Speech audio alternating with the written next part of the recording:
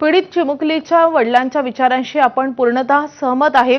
या अमानुष कृत्य करणाऱ्या आरोपीला कठोरात कठोर शिक्षा झाली पाहिजे, अशी प्रतिक्रिया खासदार मेधा कुलकर्णी यांनी दिली आहे।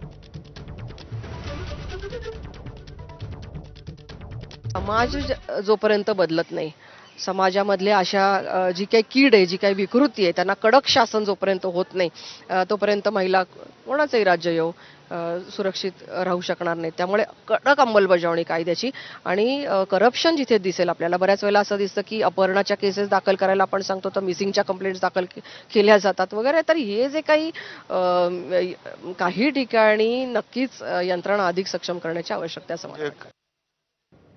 मराठा आंदोलक मनोज सरांगे पाटलांनी पुण्याचा दौरा रद्द केलेला आहे।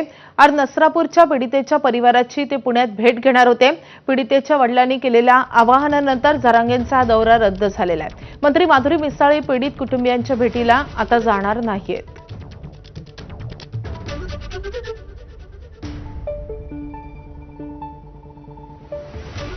दरम्यान या प्रकरणावर अनिल देशमुख, रोहित पवार आणि सतेज पाटील यांनी नेमकं काय म्हटलेलं आहे तेही पाहूयात। आज जर शक्ती कायदा जर महाराष्ट्रामध्ये अस्तित्वात असता तर अशा पद्धतीची कोणा नरधमाची अशा पद्धतीची हिंमत झाली नसती। किती आपण म्हटलं, आता मुख्यमंत्री साहेबांनी सांगितलं आम्ही फास्ट ट्रॅकवर करू, किती महिने लागणार त्याला फास्ट ट्रॅकवर तुम्हाला त्या नराधमाला शिक्षा देण्याला काही सांगता येत नाही। 2 महिने, 4 महिने, 6 महिने। अरे शक्ती कायद्यात 21 दिवसामध्ये त्या अशा पद्धतीच्या नराधमाला फाशी देण्याची तरतूद आहे। राज्य शासनाला हात जोडून विनंती आहे, हात जोडून राज्य शासनाला विनंती आहे की शक्ती कायद्याची अंमलबजावणी महाराष्ट्रामध्ये लवकरात लवकर चालू करावी। एनसीआरबीच्या रिपोर्टमध्ये देखील बघितलं तर महिलांच्या अत्याचारामध्ये महाराष्ट्राचा नंबर वाढत चाललेला आहे।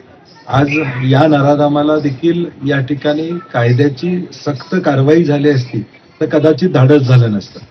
पूर्वी देखील या नराधमानं काही गोष्टी या ठिकाणी केलेल्या आहेत। आज हे धाडस वाढतंय का, तर कायदा आणि सुव्यवस्थेचा भीती राहिलेली नाही। मी काही केलं तर चालतंय, जर खरात सुटू शकतो तर मी सुटू शकतो, ही भावना या नराधमाच्या मनामध्ये या ठिकाणी निर्माण झालेली आहे आणि म्हणून कडक कारवाई झाली पाहिजे अशी काँग्रेस पक्षाची या ठिकाणी भूमिका आहे। शक्ती कायदा लवकरात लवकर या महाराष्ट्रामध्ये लागू केला पाहिजे, कारण त्याच्यामध्ये फास्ट ट्रॅक कोर्ट हे इनबिल्ड आहे। म्हणजे तिथल्या तिथं लगेचच्या लगेच प्रत्येक केस, पॉस्कोची केस असू द्या नाहीतर रेपची केस असू द्या, तिथल्या तिथं त्याला एक रूल बुक आहे, त्याच्याच बरोबर एक कमिटी निर्माण केली जाते या बाबतीतला फॉलोअप करण्यासाठी। आणि बरेच जे काही वेळ आहेत तर तो वेळ मर्यादा या कमी केल्या आहेत तपासापासून सगळ्या। त्यामुळे शक्ती कायदा या महाराष्ट्रामध्ये आणण्यासाठी सरकारने प्रयत्न करावे।